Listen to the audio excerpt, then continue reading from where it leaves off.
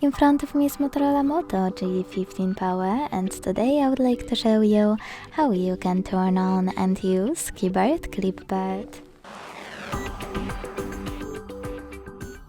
Begin by launching your keyboard and clicking on Clipboard at the top of it.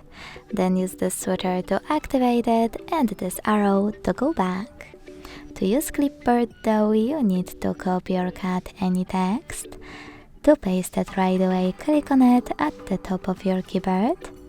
But to paste it later on, click on Clipboard and tap on your text here. To pin it, hold it and tap on pin icon.